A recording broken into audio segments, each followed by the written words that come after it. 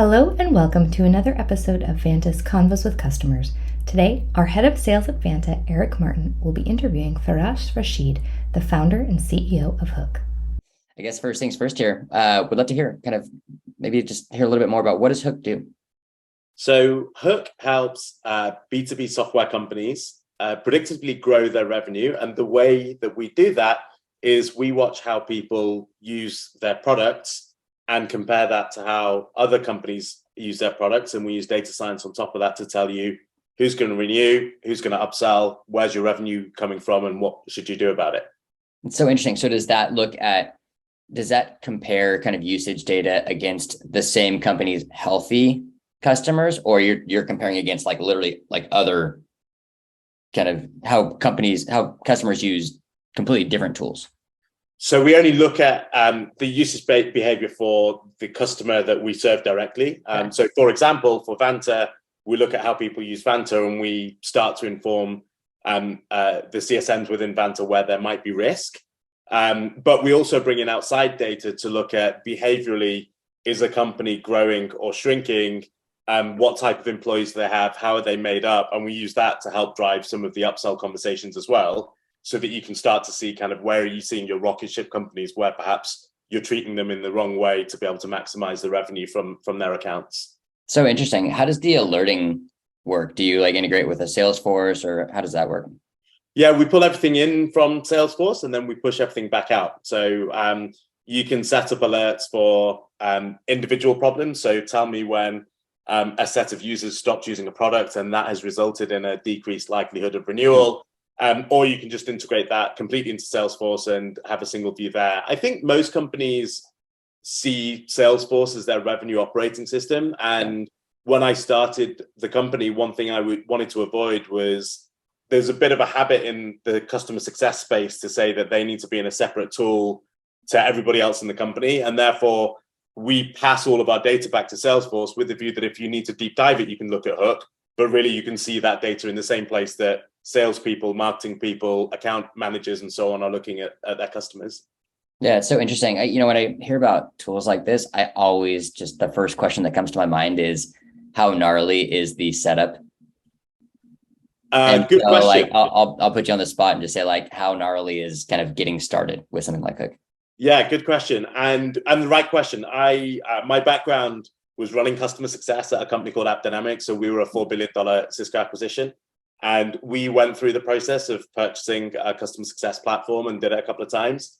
And the pain of implementing something that takes 6 to 9 months to get value out of it was is scarred into my brain. And so we actually SLA our implementation on 28 days we do all of the work. And typically a product or engineering team will need to spend about 2 or 3 hours with us and no more. So there's no custom APIs, there's no custom setup.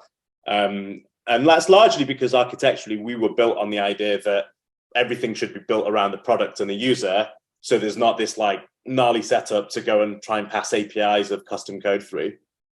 So interesting. And I guess maybe last question here, is there a certain company profile that is a better fit for Hook than that? Yeah, we typically say a company that's above 100 customers and a company that's above around $3 million in ARR, going up to the top end at around 150 million in ARR is works really well for us. Usually, the problems are slightly different that they're trying to solve. So at the lower end, it tends to be I need something to be able to manage my customers and supplement Salesforce with the data it doesn't have, plus give me the intelligent insight about where the upsell and the renewal is. At the larger customer, it tends to be we've got a workflow in place. What we don't know is how should we prioritize our customers. What do we need to do about it? And then how can I do that at scale? Because the cost of how I manage my customers is important. So that's the kind of two distinct markets that we operate in. Cool. I love it. As far as size, how many employees are you all today? We are at 16, I think, most recently, although obviously that number at this stage kind of changes every month or so, similar to you guys, I guess. Yeah. And how big is your kind of quote unquote security team? Good question. So we don't have a security team as such. I would say it's a mixture of our operations team. Our head of operations, Amelia, who does an amazing job at making sure that we are compliant, and our engineering head and maybe our senior engineer that kind of do most of the work. And actually, I'd say because we have Vanta, it makes that whole process much easier than having a dedicated head to do it. I certainly have friends that are founders that went through the journey of like, you bring in a consultant for 6 months and then they become a full-time person. And before you know it, there's a person that owns everything about SOC 2 and compliance that actually doesn't even work for your company. Yeah. One of the value props, of Vanta is kind of giving, kind of earlier stage or smaller companies the opportunity to avoid making that hire, for as long as kind of they can. So just to hear you play back, did you say that your ops team has drawn the short straw and they're the ones that kind of own compliance today internally? Yeah, but they kind of like it because it is made a little bit easier. It's the funny story was when we originally looked at buying Vanta, this was pre-product. So this was last year, and we'd had an ask from a couple of design partners that we were working with to be SOC 2 compliant, and someone had mentioned Vanta, and we went through the process to get a demo. And I was not sure about the investment because I was concerned about the overhead that would be involved to implement SOC 2 full stop. And weirdly, it was my engineers that said, we have to get this because if we don't get this, we're going to have to do the work anyway. We're just going to have to do it later and undo all of the work that we've done. Whereas what Vanta gives us is a view of what we need to do so that we can do it before it becomes a problem. And I went to sleep that night and I woke up the next day and was like, if I don't buy this, then I'm going to make my engineering team upset. And that seems like a terrible thing to do pre-product. And so actually the drivers came from the engineering team, but it's the ops team that owns compliance through Vanta. Yeah, that's really interesting. It's one of those, we help so many companies get started on this journey pre-product. And it's really just one of those things where it just depends on kind of the space that you're playing in, whether or not something like SOC 2 is going to be table stakes or not. So kudos to you for waking up and deciding to make your engineering team happy. I guess I always like to ask folks this question, when you think about kind of growing your headcount across the org, when do you think you'll make your first dedicated security or compliance hire? It's a interesting question, and actually something I was thinking about even independently of this, of talking to you. I don't know the answer to it, but I think it's becoming very obvious that like that hire is becoming earlier and earlier and earlier in a customer journey. And I think especially if you look at our space, we're a data company. Like we take revenue and usage data for different companies and we do smart things with it. And obviously the thing that we need to make sure is that the exposure that data has and what you can do with that data is very limited. So it's if you asked me a year ago, I'd be like, no, we never need to hire someone. I think if you look at the world now and as it continues to go in the direction where cybersecurity is a bigger risk, data's a more valuable commodity than it ever has been. It's certainly something that I can envisage. I think timing still need to figure out. Yeah. Going back to talking about your SOC 2, I'm curious, like now that you kind of have the SOC 2 in hand, how has having a SOC 2 in hand been advantageous to Hook at this stage? Really good.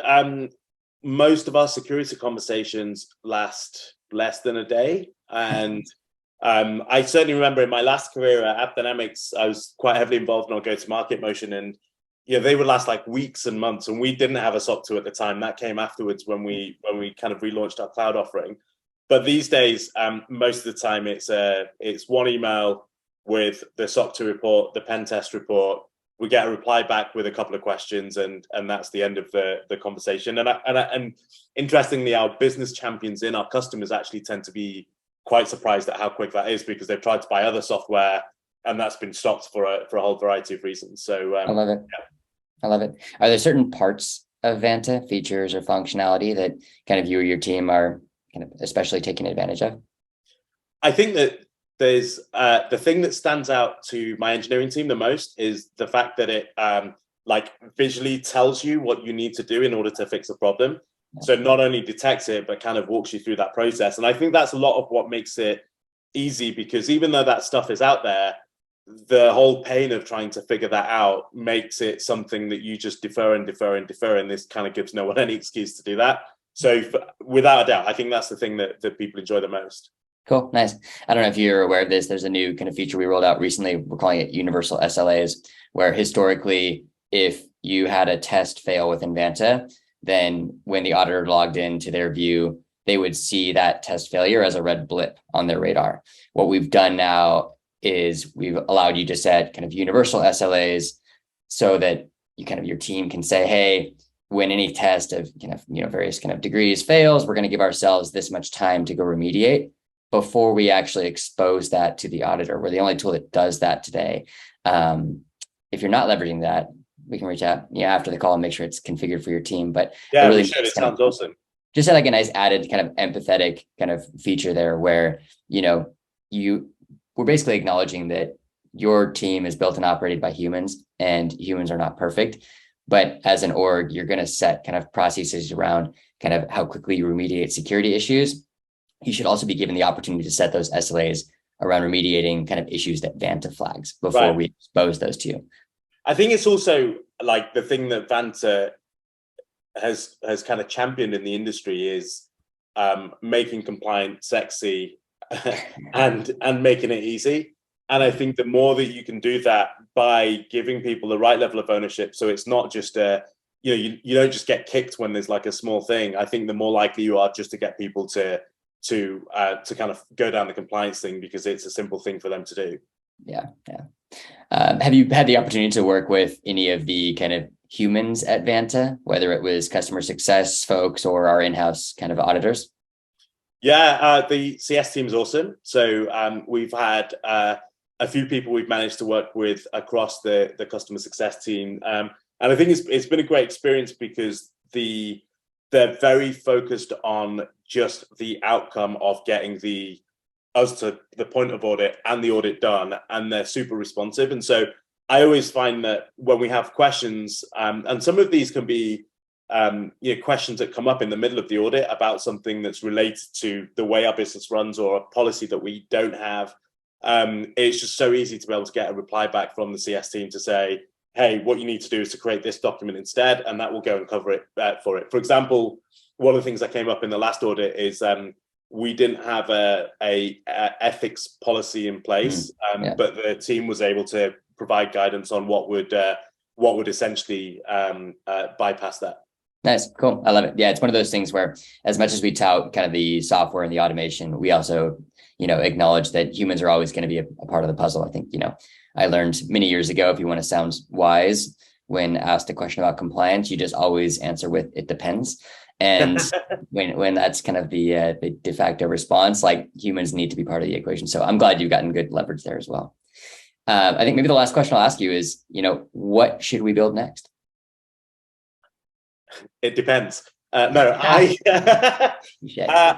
think the thing for me, as I mentioned before, that Vanta does well is this idea of like making compliance sexy. And I think the thing I would love to see more and more of is how do we incentivize the people within my team to start doing more around compliance. And I think there's kind of loads of opportunity because, as we've said, compliance is not sexy. No one cares about it. And, once a year, the audit rolls around and people are like, quick, we've got to fix all of the gaps. So I think finding a way to be able to gamify that process so that people actually enjoy keeping everything green all the time is the thing that I want the most, simply because it just makes our job much easier. So definitely looking forward to seeing more around that, including the SLAs that you just mentioned as well. Yeah, awesome. Yeah, big plus one to that. I think there's a big opportunity. I don't know if gamification is the right word, but like certainly more injection of customer delight.